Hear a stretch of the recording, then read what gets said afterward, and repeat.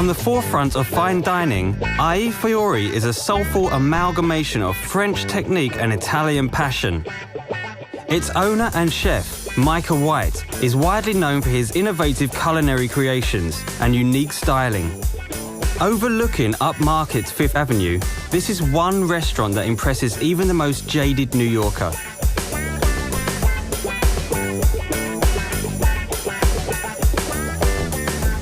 The overall ambience and aesthetic of Fiori is to be eye-pleasing, but not overwhelming. It has to make the guests feel comfortable. If they come into a restaurant that doesn't have eye appeal, it takes away from what we're doing. I mean, the staff has to look good. They have to be dressed properly, just like the plate has to be dressed properly, and so does the dining room. Fiori is very, very special because of the fact that it is open breakfast, lunch, and dinner.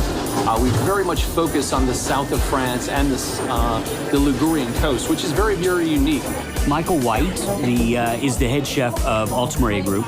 He is over PJ Kalapa, who is the executive chef of Fiori. But Michael and PJ collaborate on all the dishes at Fiori. But I think the greatest thing that they bring is this real sense of the Italian Riviera that is very approachable to the guests. They have very intricate dishes that are very approachable. What we're making today is a little bit of trofia, which are a black squid ink pasta that's from Liguria. And we're doing it in conjunction with a little bit of sauteed calamari, a little bit of sepia, and diced scallops.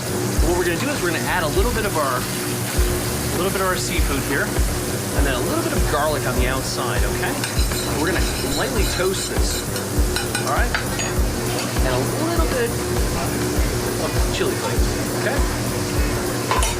And we're gonna just lightly warm this. And what we're doing is really very much lightly cooking this and letting the seafood speak for itself. The addition of a small amount of garlic and chilies, and then the pasta is a squid ink pasta with a little bit of olive oil and fresh herbs. So very, very simple. I got started in the kitchen in the beginning of 1990. Started at restaurant Spiaggia, and from there went on to Italy and the south of France, and then back to Chicago, and now here in New York for the last 15 years. We're going to deglaze a little splash of white wine. Because what you can see right now is I've probably put in a tablespoon or so. Not a lot. A lot of times we overkill it with those kinds of things. So we just let this splash. We're going to let this evaporate just a second. Now, we have a little bit of stock on the station, which is a little bit of shrimp and lobster stock. And that's really the base of the sauce. Okay? And now, after a couple of minutes in the pasta water, boiling salted water, we're gonna put this right into the saute pan.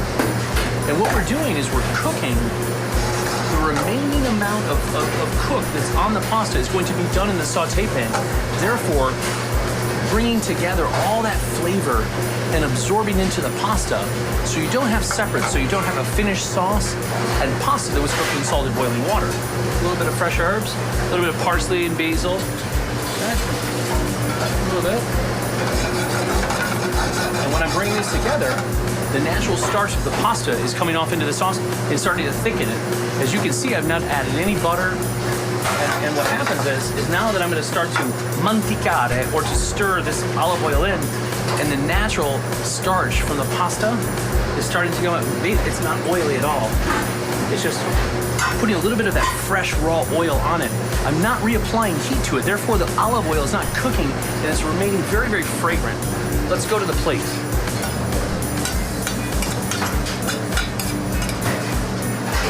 You can smell this, smell that. Right? We're going to finish this with a little bit of pangrattato, which adds a really, really fabulous texture to the soft pasta, the texture of the pasta, and to the seafood. We're adding the addition of a little bit of mollica di pane, or crispy breadcrumbs that would be very much a Sicilian thing to do, or a Southern Italian, to add texture to a pasta. So this is kind of how we bridge the gap and connect the dots with the Italian food that we do here at Fiori. Making food visually exciting is one of the most important things that a chef can do, because it's the first thing that you see. You see the food, that it stimulates your appetite, and then the other senses, the smell. When I put the pan under the camera, I said, "Can you smell this?" Smell is a huge, huge factor, but visually right away, things really start that way on the plate. Fashion on the plate would be something that is aesthetically pleasing, that you look at and it's gorgeous, it's beautiful, but it's also going to taste as wonderful as it looks. And it's very, very important that things are put on the plate in a correct manner, just very much as a button is put onto a dress or as a button is put onto a blouse or a handbag. Fashion and food has so many correlations we spoke about before, but also as the seasons change, so does my kitchen. So right now we're going through the midst of talking about the spring menu and what we're going to put on that.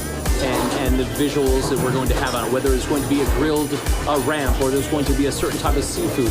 So those kinds of correlations, not just food, dress, how it looks, but also as the seasons change, so does fashion. We're able to put something on the plate that is as beautiful and tastes as good as it is beautiful.